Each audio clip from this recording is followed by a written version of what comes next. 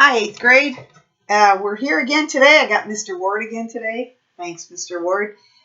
We are going to go through page 28 today. The new stuff is 6/8 time, but we're starting off with line 122, the C. It's a duet, so I asked Mr. Ward to play with me. Here we go. Notice it's adagio. I forget what the thing on the wall said, but it's slow. I don't remember how slow. Okay, here we go. 2, 3.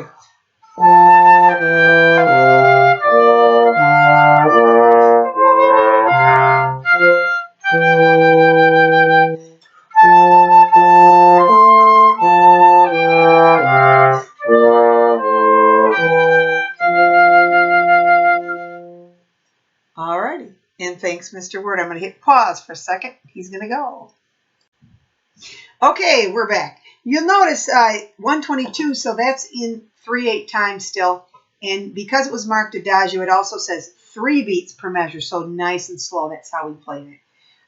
Moving on to 123 is when we switch from 3/8 time to 6/8 time. And the only difference is we're basically taking 2 measures of 3/8 and changing 2 measures into 1 measure. So now we have 6 small beats rather than 3 small beats. I drew a little visual aid here for you. So remember, in 6/8 or 3/8, an eighth note gets 1 beat. A quarter note gets 2 beats. Dotted quarter gets 3. Dotted half note gets 6. If we ever have a half note, that would get 4 beats. We don't have one quite yet. And I wrote out, just for you to look at, the counting for 123. So notice everything gets 1 beat. Or, 1, 2, 3. This is a quarter note. 4, 5, 6. 1, 2, 3, 4, 5, 6. And I'll leave that just for a second if you want to look at that. I'm going to count and clap line 123. Excuse me. 123. So it's 1, 2, 3, 4, 5, 6. 1, 2, 3, 4, 5, 6. 1, 2, 3, 4, 5, 6. 1, 2, 3, 4, 5, 6.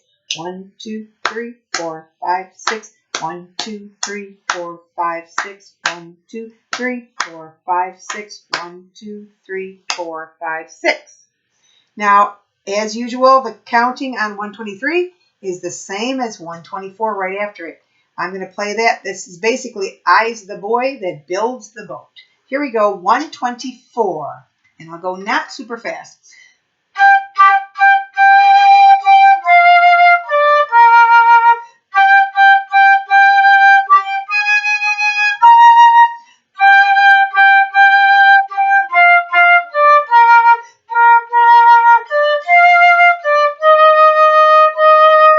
Now, if I take this faster, excuse me, it's kind of like we talked about last time in 3/8 time, where if you go fast enough, you feel 1 beat per measure. In 6/8 time, if we take our eighth notes fast, we'll hear 2 beats per measure. 1, 2, 3, 4, 5, 6. 1, 2, 3, 4, 5, 6. So listen to this slightly faster 124 with more of a feel of 2 beats per measure. And each beat then is divided into 3 parts, 3/8 notes. 124 faster. 1, 2, 3, 4, 5, 6.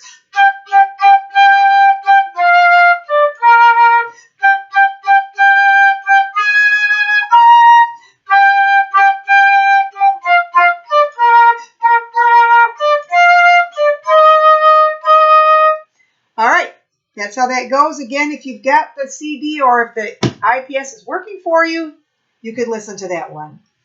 Moving on to 125, same thing. It's moderate. It says again at the top, 2 primary beats per measure. This is all chromatic, everyone's favorite. Listen to 125.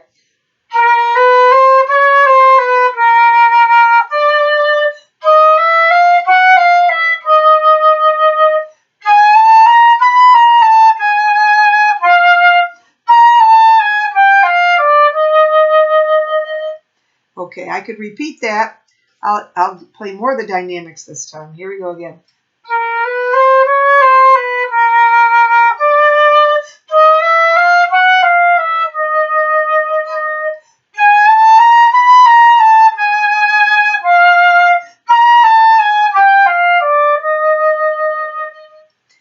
I just noticed at the top of the page, I'm sure we've done it before, we've got 2 P's pianissimo. Very soft. All right. And 126. Lisbon Bay, another English folk song. Composer was Percy Grainger, and he used this in a famous work for band called Lincolnshire Posy, and this is one of my favorites. I played it when I was in college. So here's 126. This again has 2 primary beats per measure, so a feeling of 2. Here we go. 1, 2, 3, 4, 5.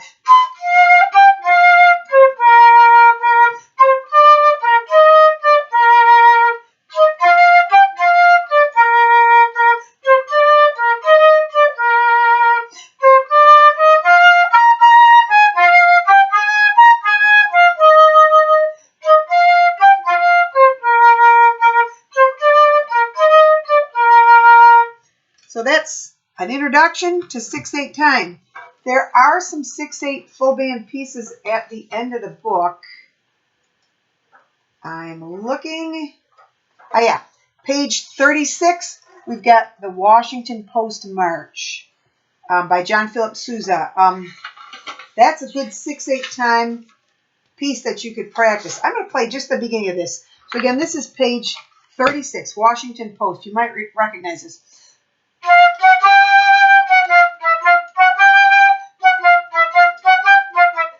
Hang on. And again, so it's like 1, 2, 1, 2, 1, 2, 3, 4, 5, 6, 1, 2, 3, 4, 5, 6. Now I'm going to start at the pickups to the first string, to the pickups to measure 9.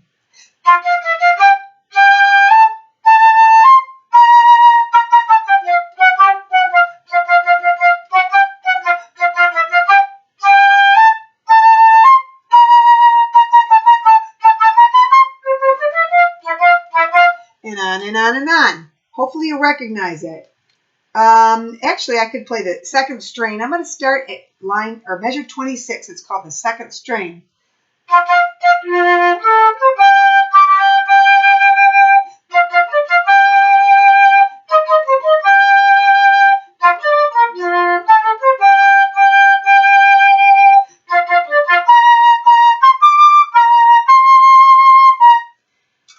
Hopefully that's familiar to you.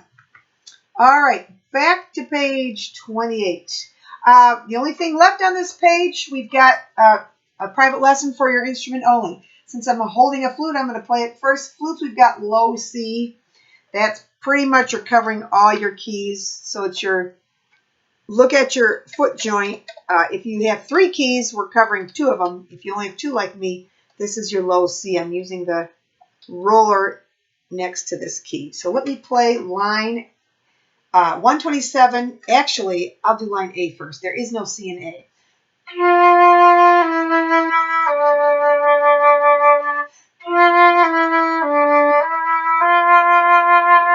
Then line B. Remember, if you're having trouble with your low notes, pull your bottom jaw in. You want the air to go straight down. Here's B.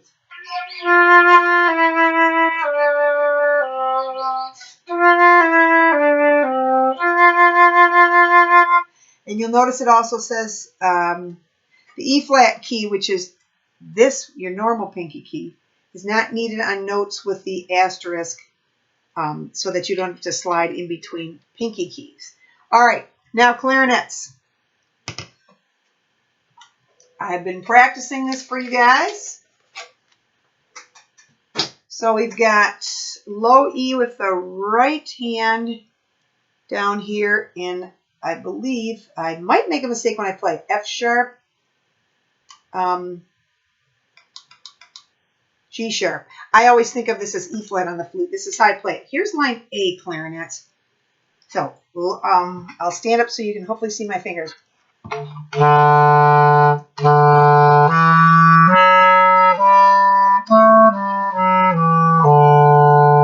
So low E, F sharp, G sharp. Then line B, same thing. You're just adding the octave key. So here we go. Wait a second, wrong.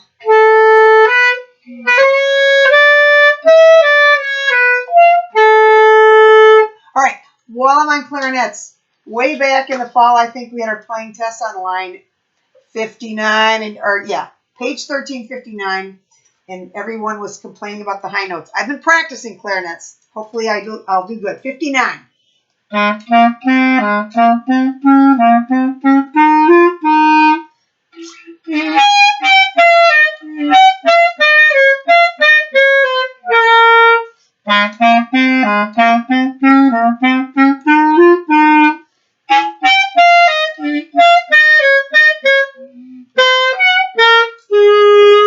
My reed's a little dry, but that's how it goes. All right.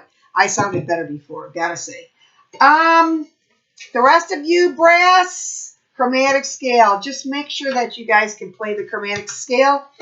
Notice above it, well, the little arrow right next to where it says the green. I'm sorry, I'm showing you something that you can't see. 127, and then right there it says learning the temp or increase the tempo slightly each time you practice. Learning these finger patterns is important to your progress, so keep that in mind. And I think that's it for today, guys. I miss you all. I hope you're practicing. I hope this is working out. And have a great week. I'll see you next time.